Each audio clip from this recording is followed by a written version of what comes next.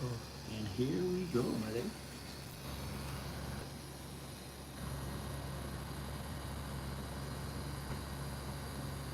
And then you can do like the chat here. Make sure all messages. There we go.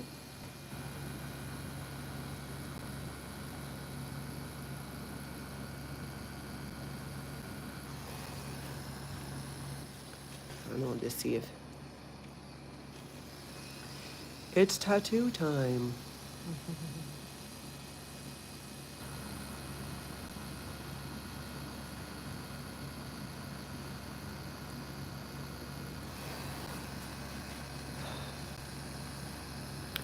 This is my tattoo that I was going to get shortly after my Tony passed away. And then I made some changes to the idea. Now we're doing it.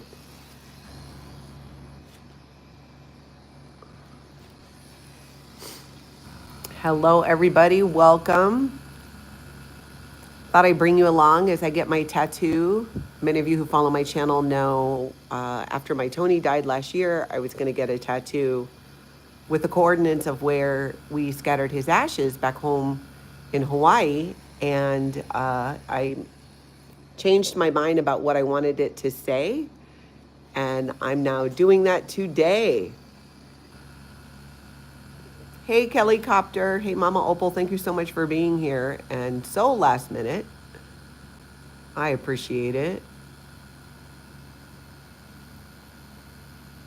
Lana's here with me. Does it hurt? Yeah, it hurts, but not ridiculously. It doesn't hurt more than my a lot of other things. I'm kind of like bringing it on. You can read me the questions and stuff too if you see them or comments. But I wanted you guys to meet Brandon. Aloha. He's from Kona, Hawaii, right? Yep. You want to tell us a little bit about where you're from? And I am born and raised Kailua Kona, Hawaii on the island. I recently moved, well, not recently, I moved to the States about 9 years ago. And opened up my first tattoo shop in the state I live in now. And currently, I tattoo in 17 states periodically throughout the year. A lot of the tattoos that I do, they're pretty much in-house, private appointments, private clients. I go down, meet the families, the Ohanas, link up with Hawaiians, Samoans, Tongans, in all these different states, Polynesians, in all these different states. I love that. That's what I love so much about, like, I wanted you to do this tattoo because, like, my Live Aloha tattoo I got done back home on Oahu. And when I decided to do another tattoo to remember my Tony and other family members that we've lost, it was important to me that it's done by somebody also, you know, connected to our culture home. Oh, yeah. And Brandon's done multiple tattoos on Lana, right? Yeah. Yeah, so I just, so where I live, I currently live in Wyoming. So I for sure know how it feels to move from the islands and be out of place, like for sure. Yeah. Living there, totally out of my element. It just gave me more of a reason to travel and connect with islanders who might feel the same way in different areas, and just uphold our culture through our designs and our tattoos, um, and things like that. It kind of just gives everybody that home away from home feel when we get together and we're able to do our traditional designs and patterns out here. Yeah, absolutely. And I'm so glad that you came back because we were going to do this. Gosh, I think it was just a month or two after Tony died, but I just wasn't ready to do it. And it actually worked out great because it gave me more time to think about it and think about what I wanted to remember him, but also other family. Oh yeah, for sure. Especially like during that moment. Sometimes it just it's better to step back, give it some time to actually really resonate with you, especially when it comes to important pieces like that. Yeah. You know, And my tattoo, my new tattoo, is going on the opposite arm. On my left arm, on my inner arm, I have a tattoo that says "Live Aloha," which is conveniently located where I can see it while I'm driving my vehicle to help combat the road rage. But it's a reminder to live aloha. I love it. And so on my opposite arm in the same spot, I'm putting a Hui Hou, which is Hawaiian for until we meet again, which I thought was very fitting for my Tony. And also, we also lost our dad last year, and it just seems so fitting, grandma, everybody. So it's really perfect, I think, and meaningful to have you do it, to be able to get a tattoo in Minnesota with such a strong connection to back home. that's what I mean. Yeah, it's it hits different. It really does when you can connect on that kind of level, being away from home with another individual from the same area as you, same lifestyle as you, same culture as you. And you guys are smack dab in the middle of nowhere or somewhere just entirely different. It definitely gives a different feel. The energy is different. The mana or power, strength within the room, within the tattoo. Everything just feels more elevated. That's why I enjoy traveling and meeting everybody, Polynesians all over, and doing it. I mean, not saying I'm like specifically for Polynesians only, but it is a good thing to be able to get together like that and reconnect. Yeah. What is the difference between, you would say, like regular tattoos, but then adding, a Polynesian influence on the tattoo? Or how So, would you describe that? I might not even be describing it correctly. well, I mean, there's so many different aspects to it, and there's so many different beliefs, especially when it comes to the Polynesian people, the people of our cultures. Some people believe that they belong to us, and only us, and things like that. And some people, like myself, feel like whenever we are introduced to a non-Polynesian or someone like in terms of that are interested in getting our designs or the Polynesian designs and stuff like that. I find it as a way to educate and keep our culture alive, because wherever that person goes, when it's done correctly and when they're actually really into it and they take it all in respectfully, they'll be able to spread our knowledge through their experience of getting a tattoo. As far as getting tribals or Polynesian designs with other tattoos, as far as just the artistry or the art itself, it actually comes out really, really nice when you use Polynesian designs as accent fillers to fill up and frame other tattoos you may have. It is it is it is definitely a cool way to do that, especially, let's say, if you have multiple tattoos on your sleeve. Let's say they're like a koi fish, and then there's a geisha, and maybe your kids' names, but they're all scattered. It is a cool way to fill up all those open spaces, and because of the meanings and the patterns that represent things like family and protection and things like that, when you use them and incorporate it, then it actually is a filler with a very strong meaning behind it. So then it kind of brings everything together, tells your story together, ties all those little tattoos, your different chapters in your life. It ties it all together to form one big story. Yeah. How long have you been doing this? So I have been tattooing for 18 years this February, next month. Wow. I started a little less than a year before I became a dad. And then I started in Hawaii.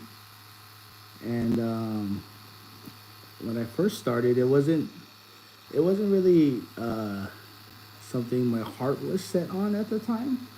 I used to draw a lot in high school, And then by junior year, I had college credit art classes, so I was doing assignments that other high schoolers weren't doing. There was like a small group of us doing that. Mm-hmm. And after high school, just pretty much did the local boy thing. Just got a job or construction and things like that. And just lived day by day. And then I found out I was gonna be a dad. And then it like sparked something in me. I wanted to do more and provide more.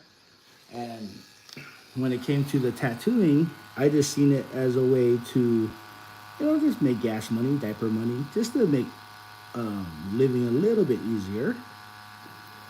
And when I first got my very first tattoo kit, it cost me, I think it was like $36 on eBay at the time. When that kit came in, that same day the kit came in, I tattooed 16 people. Wow. Yeah, right off the bat. I did my hand, I went to my friend's house, and then it was over. Mm-hmm. And then Hawaii being Hawaii, and me being me in that small town, everybody knows you, everybody knows the families and things like that. So it wasn't hard for me to get people who wanted tattoos, and I would just do them back then for like, $20, $10. It all added up, and it all went, to the things it needed to go to. So it was fun. And then I didn't really get into it until maybe about 2 or 3 years. And then I was like, all right, I got something here that is working for my family.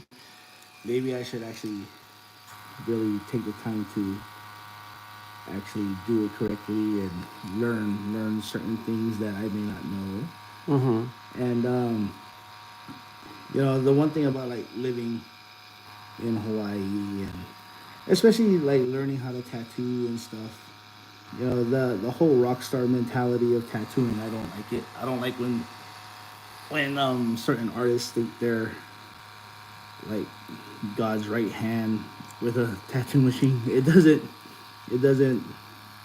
doesn't make sense to act like a rock star because he tattooed a rock star, in my personal opinion. Yeah. So that was one of the big issues with apprenticing back home, is because when the island's so small and you apprentice under somebody, then they get the right to say they taught you everything, and this and that, and if it wasn't for me, he wouldn't be anything, and so on and so forth. So I decided to skip the whole apprenticeship and then just taught myself. It took a lot longer. It was a lot more of a struggle. But I wanted it to be where if I was successful, it was because of myself. And if I failed, it was no one to blame but me. So yeah. That's why I did that route. Yeah, and 18 years, that's a long time. And so when did you move from Kona? Because you're from Kona, from the Big Island. Yep. When did you move to the mainland? So I moved 9 years ago, so when I was 30. Mm-hmm. I don't even know the exact date. Yeah. I know it was August 7th. Yeah. But 9 years ago, August 7th, I left home and moved to Wyoming, of all places. Yeah. People always ask me why, and I said, don't ask me that because I'm still trying to figure that out. I get asked that a lot too. And I'm like, I love the seasons in Minnesota, but mostly, as much as I love Hawaii, it's so expensive. What made you decide to leave? For me, it was experiences for my kids. Hawaii is a very beautiful place. It is an amazing place to be. But for kids and children, like, it's always home, but they miss out on a lot. One thing, I got 2 boys, 2 girls. And the one thing I always remember seeing growing up is like our young boys, for instance. They grind real hard during high school, get football scholarships, the whole 9, but they're born and raised on the rock. Never leave the rock, never left the rock, never left their town. Mm-hmm. You get these amazing offers, and they go, and then it's just new to them. You know, they go to UCLA, they go to UNLV, you know, someplace really crazy, really populated. They don't know how to handle it, and then they come back that year, Christmas break, and they just never leave. You know, and I just didn't want my kids to have that. I wanted them to like have it to where if they want to go home back to Hawaii, they can. If they want to stay here, if they want to go there, you know, they can, and they know how to do it, and they know how to deal with it and handle it like that. Yeah. You know, because I mean, I was lucky enough to. I was when I was younger, I lived in Portland. Uh, I lived in Reno for a little bit. You know, so I was able to have those experiences and things like that. Yeah. With traveling, because you travel all over the country doing tattoos and you connect with so many Hawaiians and other Polynesians, like, you know, like even my family, you've been here a few times. What is it like? What do you think their experiences are like being Polynesian, being off the island, living on the mainland? Just, I mean, we only know us and some other Polynesians who are here in Minnesota and Right. the Midwest. Well, so honestly, I think that's like the coolest part about it is because everywhere I go, everywhere there's a group of Polynesians, they all stick together. Like they always, just like how it is out here. Like you get the Frozen Ohana page, everybody Yeah. does their luau's. Oklahoma has the same thing. Texas has the same thing. There's a Hawaiian group I found in Tennessee, you know, and there's a big one in Florida as well. But everywhere I go, the spirit of aloha is there, and it's kind of funny because the support that we have for each other here sometimes is even greater than the support that we have for each other back home. Yeah, that's You know? interesting. And I've wondered about that too and thought that, and I think in large part because both my family, we've connected with a lot of people in Frozen Ohana, which is a Facebook group for people who are from Hawaii or Hawaiians at heart, as yep, they say too. And I think you're right. There's because we're so far from home that even meeting up with you, it's like there's when we meet each other and connect that way, and I bet it's that way in other cultures too. oh for sure. There's just and it's the what I like about what you're doing is you're also it's like helping people like us reconnect with our roots and our culture and that spirituality. Yeah, no, it does that. Like definitely, you know, there I've met so many people that are like, you know, 550 Polynesians that you know were born here. You know, they never even like. I mean, I can't say they never experienced it. They've obviously went home, but you know, it was never like a part of their daily life. You know, and when I come around, I offer them that chance to, you know, really connect and things like that. You know, and really give them something to remind them who they are and where they came from, or at least where, you know, their birthrights pretty much, you know, through their tattoos.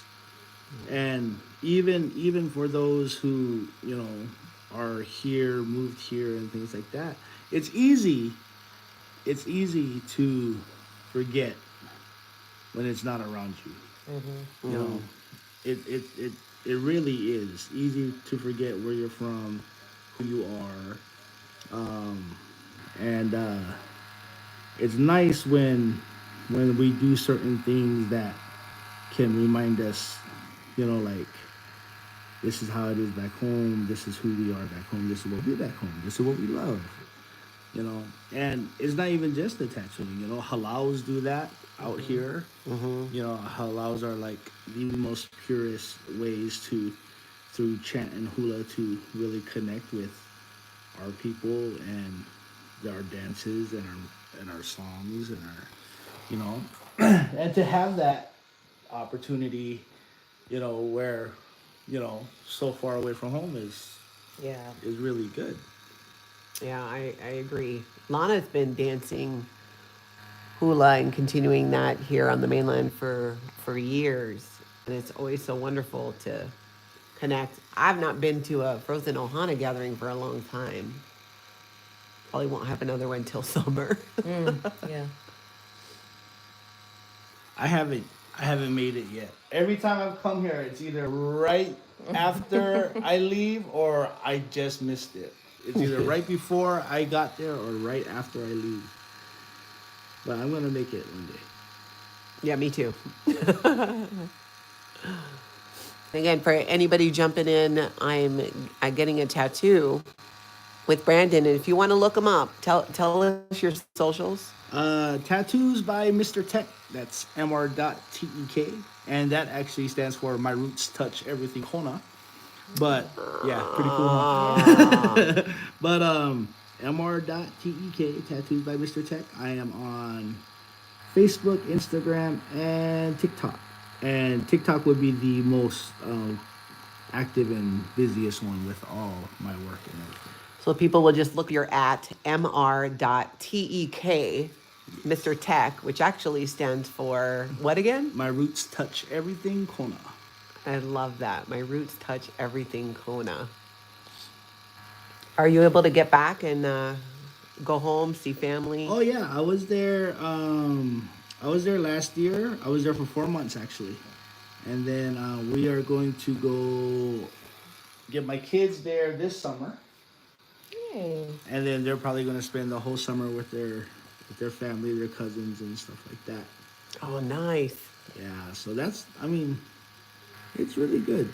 It's really good. I like going home, but see, and that's one good thing about like living out in the States is there's so much opportunities, way more opportunities, for young entrepreneurs in our island. People who want to open businesses and things like that, or just people who want to just live easy. There's way more opportunities out here. And then when you're able to just go home, just to reconnect with your family, at the same time you also get a reminder of why you left too. Mm-hmm. And even like you'll run into some uncle or some auntie, and they're like, "Don't tell me you moved back." And you're like, "Oh no, I'm just visiting." Okay, you make sure you leave. Yeah. Because they want to see you do good too. Yeah, which is kind of it's sad in a way, but it's so common. So many of us have left Hawaii because of sure. a lack of opportunity and how expensive the cost of living is to live there. So many of our families, just because of the way, taxes on their properties where they live for so long, because their property values go up, but they can't keep up with the taxes. Yep. And then they have to sell and move. And I know each time we go back, when I go back, I just feel like it's like plugging in, and it just fills my cup where I feel like, okay, I can go back to the mainland and make it for maybe another year. That's what it is. Like when I visit, it's more like just a recharge. Recharging your batteries, recharging your belief in why you left in the first place. Being surrounded around people who act like you, like treat you like you never left. Mm-hmm. And then by the time your stay is done, you're just ready to go back and continue with whatever it was that you were doing in the first place. Like that's one of the best things about it. Yeah. How do you find living on the mainland, with your kids and raising kids on the mainland? How do you keep them like connected with Hawaii and everything that it means and that aloha and just that? I told so many people who've not been to Hawaii, there's just a magic that you can feel. There is, and well, see, so for me, luckily, um, my two oldest ones, they remember Hawaii really really good. So a lot of them, a lot of their current upholdings with being from Hawaii and the islands is pretty much their own doing. Like right now, my daughter, she's for Christmas, she's got a bunch of she's got a Hawaiian dictionary and a Hawaiian language book. So she's been doing that. She really wants to learn. And then our baby boy, he's 3 years old. He was born out in Wyoming, so she's been grabbing like his little toys, like his rubber duck, and then she'll write the Hawaiian word on a post-it, and then she's been trying to teach him how to say like the Oh, that's simpler stuff. awesome. Yeah, it really is actually, and it's because and that's the thing too. I feel like for them, they embrace it so much that they are scared to lose it themselves, so they make sure that they don't. Mm. So it's truly a blessing to see them do that. Just out of their own will, they want to. Yeah, I think it says a lot about connecting to that, that heritage and that history, even when you're not there.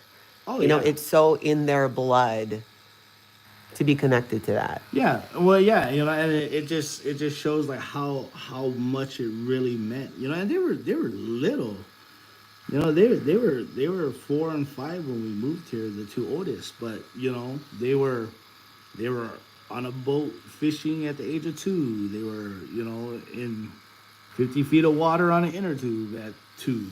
Everything they did, you know when they were born, they passed through 50 adult hands. Everybody wanted to carry them and hold them and take pictures with them. Mm-hmm. Isn't it interesting? It's kind of the opposite of, I know, like here on the mainland. And I'm It- not saying that it's wrong Yeah, to no, not no. touch the baby in the beginning. I'm just saying that was so foreign. Oh yeah, no, like definitely. There are some things that like don't make sense to us that we do that definitely don't make sense to people who aren't from Hawaii either. Like, fun fact for those of you guys out there, our child's first birthday is ridiculously huge. And when I mean ridiculously huge, I mean we rent out pavilions. There's usually like 300 people that show up. There's a long line of food and everything, and the baby will not remember it. Yeah. But that is just something that for some reason is a huge mandatory thing where we're from. Yeah, I do believe it comes from historically Hawaiians. There were so many children that never made it to their first birthday. Right, Lana? Wasn't that kind of how it went? And then it became so celebrated, and still to this day. Yeah, it's just like the 1 year celebration after life when someone passes away. They do their 1 year. It's pretty much the same exact thing for a baby. You celebrate 1 year of life. And then after that comes the graduation, and that one is another ridiculous one. And then weddings. So there's 3 very expensive parties that a parent has to pay for. But speaking of which, I got a graduation party next year. So For one of your kids, congrats. yeah, the oldest boy.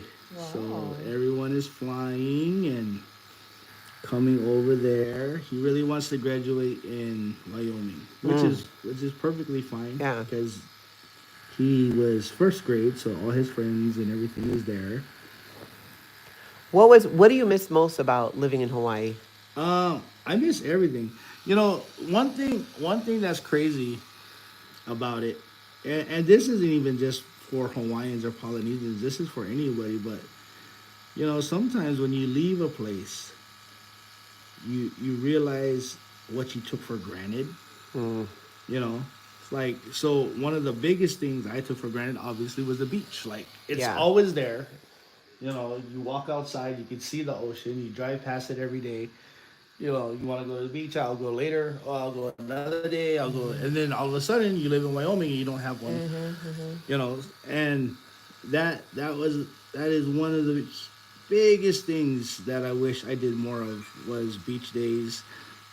Even reggae concerts. I know we have them here, but it's nothing like experiencing it, back home, with your friends and your loved ones, and you're just like, oh, no, I'll catch the next one. Oh, they'll come back in August. I'll just see them then, And then the other thing is elders. Biggest regret.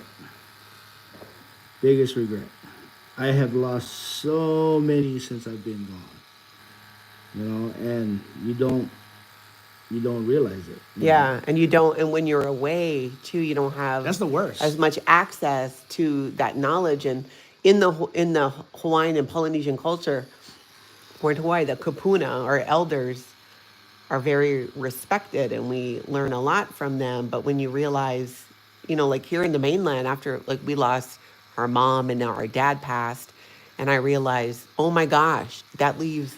I'm the oldest. You know, and it's crazy, you know, because like when you're a teenager, when you're young, like I was once upon a time and stuff. That's the last thing you think about. Culture, your the knowledge of your aunties and your uncles and your grandmas and your grandpas. You just want to go to the beach and party and meet girls and all kinds of stuff. And then next thing you know, you're older and your kids are asking you all these questions about all the stuff they were trying to teach you. And then you're trying to think about who is still around that can explain it to them. And then you really realize you just missed that opportunity to learn something that you could actually carry with you. That's why for me, I'm lucky and I'm blessed and I'm happy to be able to do like our Polynesian tattoos. And to actually take the time to learn it from those who taught me and all that stuff was huge, and it was a good it was a big eye opener because when I was younger I wanted to be a rapper. I was actually really good though, I'm not gonna lie, but and that's what I wanted to do. So ever since like middle school to do his last name on his forearm, but he wanted to do patterns in it that represented certain things about his family and stuff like that. And I told him I didn't do it, and I never got so much scoldings from a man who wasn't related to me. But I remember he was just like, "You Hawaiian?" I go, "Yeah," and he's all like, "And you don't do he's like, "You don't do Polynesian tattoos?" I go, "Oh no, uncle, I don't." Oh, and just so you guys know, in Hawaii, out of respect, a younger Hawaiian or Polynesian kid will call you uncle or auntie, even if you're not related. But I was like, "Oh no, uncle, I don't." He's like, "Why?" I said, "Oh, because everybody does it. It's just not my thing." And then that's when he told me, "You have a chance to keep our traditions alive. Be one of those people, and you're telling me that you're too good for it." And I go, "Oh no, that's not what I mean." And he's all like, "Well, it kind of sounds like it." And then I was like, Called you out. "Yeah." And then his nephew did it traditional cacao style, so tapping. And he's all like, he tells me his nephew was coming down about 2 weeks, and then he was doing traditional ones, and he wanted me to meet him. He's like, "Meet him, talk with him, sit with him. And then if you still don't want to do it, then that's fine." He goes, "But you got to at least open up and think about it and experience who you are as a person." Yeah. So I talked to him, and it was like, I don't know, it was like I was reborn. It was the craziest thing to see. I got to sit there, I got to watch him do it right there. And he did it's called cacao. Yeah, so in Samoan it's tatau, and then in Hawaiian it's kakao, and it's a tapping. Not to be confused with cow, which is to Eating. eat. Yeah. But it's kakao. And then I got to watch him do it, and then just to see it done, not even to be involved, not even to help like stretch the skin or anything, but just to actually just sit there with all these men and these women while they're chanting and singing, while this guy like just endures what our ancestors endured years ago. It was such a like a refreshing thing. It was like I was never alive until that point. Like it felt like it. And then I was just like in awe after that. you know, so I talked to him and he sat with me and he was explaining how important it is. And I said, yeah, but I don't do it traditionally like you. He's like, that part doesn't matter. It's not the tools. It's the story. Mhm. You know, it's you giving someone the opportunity to bring it up to the surface, kind of a thing. Because some tattoo artists, especially Polynesian tattoo artists, believe that the tattoos are already there. We don't even design it. So like sometimes someone will say like, oh, that's a nice design, and sometimes they'll say that it was always there. We just bring it Yeah. off of your spirit onto Yeah. your physical. I'm so glad that he pushed you to do that because now you're doing Oh, tribal tattoos. it changed my whole outlook on everything. Even to learn and respect me and my culture, open the doors to respect and honor other people's cultures. Yeah. Because there are so many, like Polynesian culture is a very beautiful culture. The designs and the crafts, from everything from our cloths to our dances, so sacred and so awesome. But there are so many cultures, like all the way from Japanese to Nordic, Viking, Celtic, like even Native American. Like when you can see it, and when you run into people who cherish who they are and uphold it like we do, it you can't help but not to give that love and respect towards them and them representing and honoring who they are. Yeah. You know, it's such a good feeling to have. Yeah. And it was nice to actually like finally be able to embrace it and understand it and realize that it's not just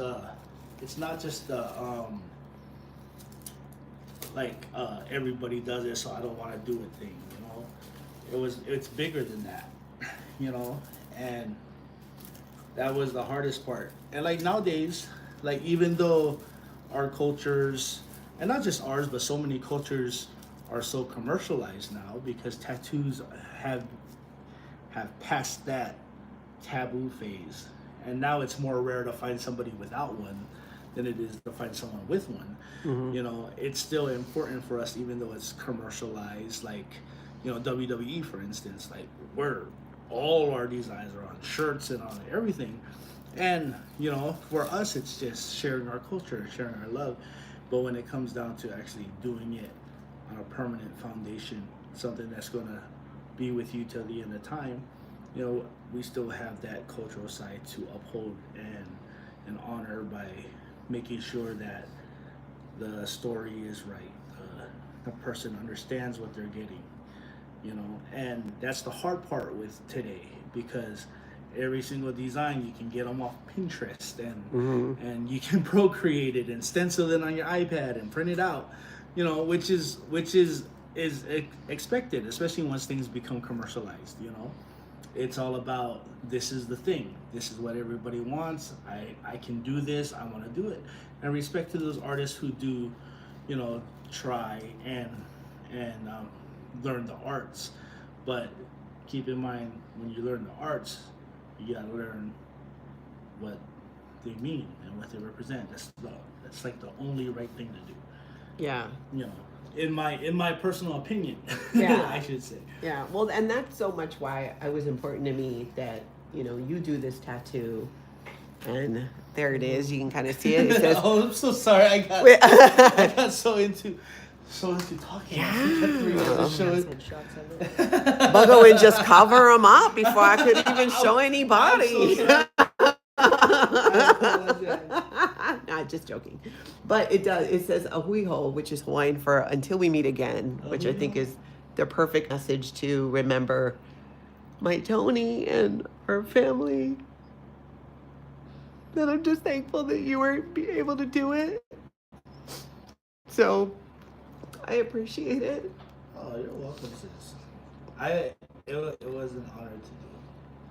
You know, even though like, you know, and it's funny because like for some people who might be viewing or things like that, you know, yeah, they're just letters. Like, yeah, anyone in Minneapolis could have did it, but like sometimes it's just that extra thing, and that's like the craziest part about it is when you can get a tattoo on a certain level where it's just everything fits, like the energy's right, everything fits between the client and the artist. Like it's a whole different experience, I promise. Yeah. Like if you guys ever get a chance to actually experience that, you guys will understand what I'm saying. Because for the most part, when you walk into a shop, it's get you in, get you out, and that's business for sure. When you're in a shop, it's get you in, get you out, move on to the next person. But when you find that artist or that one, yeah, when you find that one artist that you just click with and they mesh with you and they're willing to just take it to a different level where it's not, I mean, not even just a tattoo, but your experience. And when you can reach that level where, it's relatable to a point where, like, it just makes a tattoo mean more just because, it's a whole different feeling. Like, you guys will definitely notice it when it happens. Yeah. Yeah. And because we've done shop tattoos too, and it's definitely a difference. So people can find you on Instagram, they can find you on TikTok, just mr.tek. Yep. Mr. Tattoos by Mr.TEK. Tattoos by Mr.TEK. Yep. Mr.TEK. I'll link it. I gotta link it in the description. I think I wrote it. I'll link it. But that was great. I would say fairly painless too. I mean, it's solar, but fairly simple. Next time I come here, we should go and do something that we can really go live on and show everybody. So everybody on my channel, you guys can come up with an idea for maybe, I can't, it's... Comment down below, shoulder piece or thigh piece. That's right. Comment down below. Where should the next tattoo be and what should it say? Because Brandon will be coming back and... I will actually, I'm shooting for maybe around ending of May, beginning of June. Yeah. Yeah.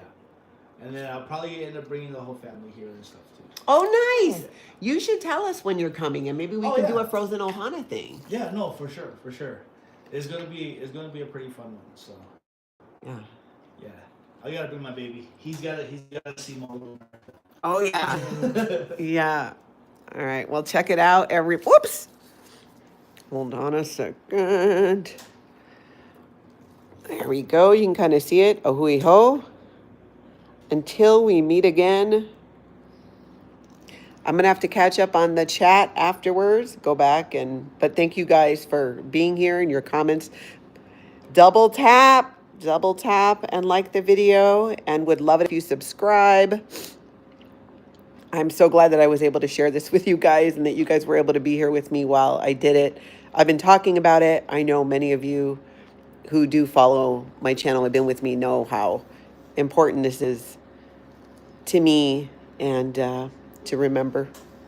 Tony and more. Susan, Lana didn't get one today, but she's gotten them before. She's not done yet. Yeah. Susan isn't done yet. You want to show one of his artwork? I haven't seen that forever. So this is Lana's tattoo that he did. Do you want to, can you explain the significance? Yeah, the baby ferns are new beginnings. And we have some spears in there, right? Yep. Spearheads, strength, courage, and protection. Then we did a fusion with her water patterns, which is right here. These cool little guys right here are tea leaf patterns. They symbolize blessings. She has her Honu shell pattern right here. This represents health, healing, and well-being, as well as her mountain patterns. And then her mono, which is the shark teeth triangles when you put Lauhala mats in it, which is a braided pattern. It symbolizes the strength of your family. Lauhala mat and woven patterns are a good way to represent family, because a single strand of whatever fiber you're using is easy to break, but when you weave them together, it's virtually unbreakable, just like family woven together. And that is, wow, how long ago was that one? 2 years? Wow, that's awesome. I love it. All right. Well, mahalo. We'll say goodbye to everybody here on the live. Find him. You can follow him. Thank you guys for being here. I will talk to you guys soon. Go have an amazing cult-free day. Hey, Don Gloves. Thank you for being here. I'll see y'all soon.